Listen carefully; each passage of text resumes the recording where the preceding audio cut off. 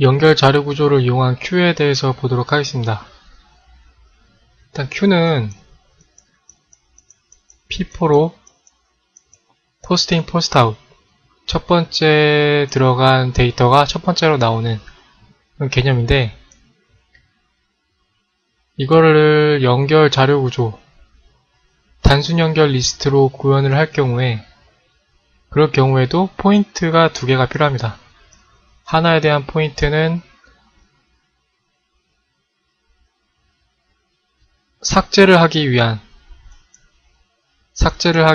프론트라는 포인트가 하나 있고, 또 하나는 추가를 하기 위한 리어라는 포인트가 하나 있습니다. 이렇게 두 가지에 대한 포인트를 두고, 이거에 대한 초기 값은 널을 설정을 합니다. 널을 설정을 하고, 그런 다음에 만약에 Q의 데이터가 이제 추가를 시킨다, NQ를 시킨다 라고 하면은 노드를 동적 할당시킨 다음에 F와 R이 각각 가리키도록 노드를 만들고, 그 다음에 이제 노드를 추가시킬 경우에는 R 자체를 움직이는데, 일단 이게 노드 자체 내부에 링크가 있기 때문에 얘 링크에 얘 R링크가 되겠죠. R링크에다가 노드를 동적 할당을 시킨 다음에, 그런 다음에 얘 리어 위치를 다음으로 이렇게 옮깁니다. 이렇게 옮겨주고, 프론트에 대한 거는 현재 첫 번째에 대한 위치를 가리키게 되겠죠.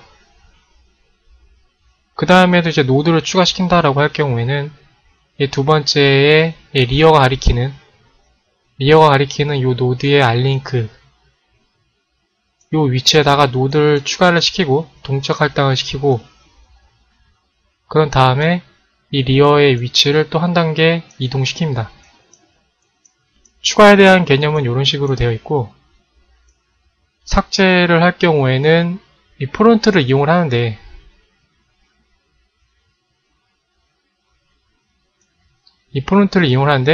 만약 삭제를 한다. 프론트가 가리키고 있는 이 노드가 존재를 할 경우에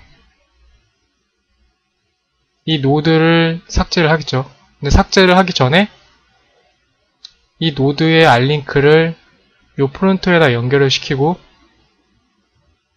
그런 다음에 얘를 삭제를 시킵니다. 그러면은 이제 이 노드가 삭제가 되겠죠. 그런 다음에 이제 또 노드를 삭제시킨다. 그럼 프론트가 가리키고 있는 노드를 얘를 삭제를 시키고, 그 삭제를 시키기 전에 얘 프론트가 다음 위치를 가리키게 되겠죠. 다음 위치를 가리키고 이 노드가 삭제가 되겠죠.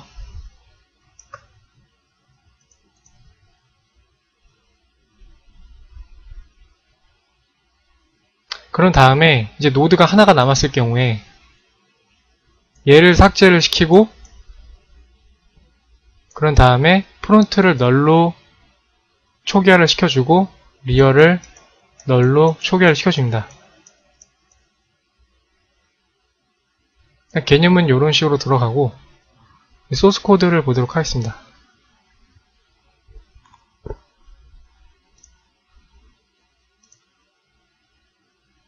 먼저 데이터 구조가 어떻게 되어 있는지 먼저 볼 텐데,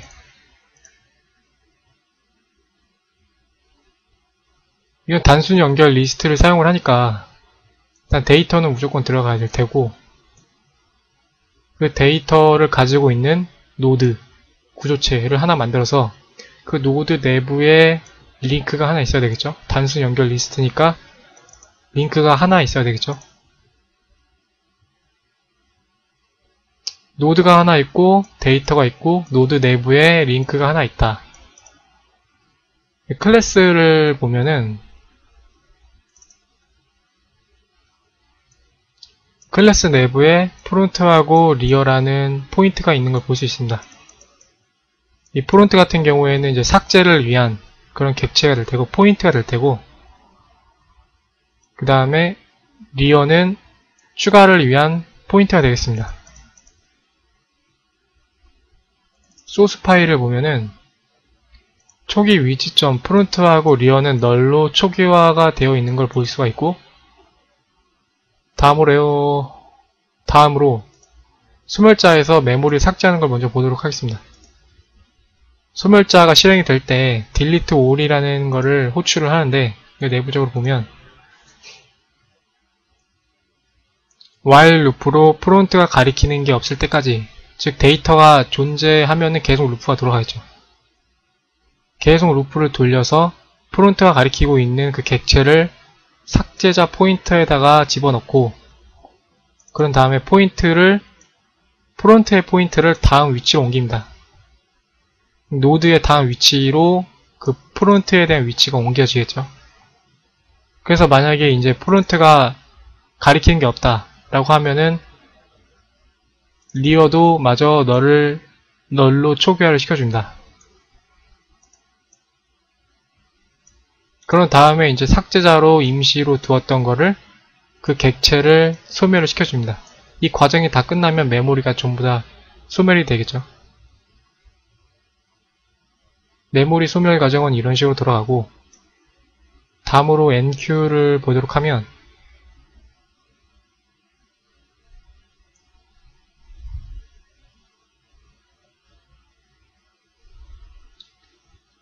일단 NQ에서 맨 처음 하는 거는 동적 할당을 먼저 해주고, 그 다음에 매개 변수로 들어온 데이터를 그 동적 할당한 노드의 내부에다 집어넣습니다.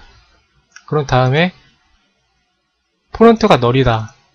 그 Q 버퍼에 데이터가 없을 경우에 프론트하고 리어가 그 동적 할당한 객체를 두 개 다 가리켜야 되겠죠. 가리키게 되고, 만약에 이제 Q 버퍼에 노드가 한 개 이상 존재한다 라고 했을 경우에는 리어에 대한 위치가 옮겨져야 되기 때문에 그 리어에 가리키는 그 위치가 현재 리어가 가리키는 위치가 그 Q에 대한 그 버퍼의 맨 마지막에 위치를 가리키기 때문에 걔의 알링크에다가 동적 할당한 그 노드를 이렇게 연결시켜줍니다. 연결시켜주고, 그런 다음에 이제 리어에 대한 위치로 옮겨줘야 되겠죠. 이게 어떤 구조가 되냐면, 일단은 프론트에 대한 위치가 어떤 노드를 하나 가리키고 있고, 그 다음에 이제 노드가 어떤 노드를 또 이렇게 가리키고 있다 라고 했을 경우에 현재 리어에 대한 위치가 여기다. 이럴 경우에 노드를 하나 추가시키려고 하면은 요 노드의 다음 위치에다가 노드를 추가시킨 다음에 얘의 알링크를 이렇게 옮겨줘야 되잖아요. 그런 과정이 되는 거고,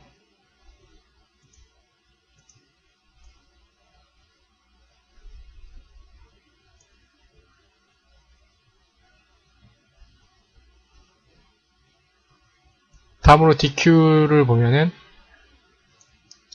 일단 DQ를 할 경우에는 데이터가 이제 없을 경우를 확인을 해줘야 되기 때문에 언더플로우 검사를 해줍니다. 여기 is empty가 있는데, 보면 이제 프론트가 널이다. 프론트가 널이다. 이 프론트는 삭제하려고 하는 그 위치죠. 삭제하려고 하는 그 위치에 노드가 없을 경우에는 Q에 버퍼가 없다. 그 말이 되겠죠. Q에 버퍼가 없으면은 true를 리턴 시킵니다. 다시 DQ로 돌아가서 Q에 버퍼가 없을 경우에는 기본형의 데이터를 리턴 시키는 걸 볼 수가 있고, 만약에 이제 Q에 데이터가 존재를 하면은 프론트, 현재 삭제하려고 하는 위치에 대한 데이터를 임시 객체로 받아와서, 왜 이걸 임시 객체로 받아오냐? 리턴을 시켜주기 위해서. 리턴을 시키기 전에 프론트가 가리키고 있는 그 객체를 소멸시켜줘야 되기 때문에 그거를 임시로 일단은 데이터를 받아놓고, 그런 다음에 프론트가 가리키고 있는 그 객체를 삭제자에다가 집어넣습니다. 그리고 이제 프론트를 옮겨줘야 되겠죠. 프론트를 알링크로 이렇게 옮겨주고, 옮겨줬는데 이제 데이터가 없다. 프론트가 가리키는 게 없다. 라고 하면은 큐에 데이터가 없으니까 리어도 초기화를 시켜줘야 되겠죠. 마지막으로 데이터, 노드를 삭제를 시키고 데이터를 리턴한 거 볼 수 있습니다.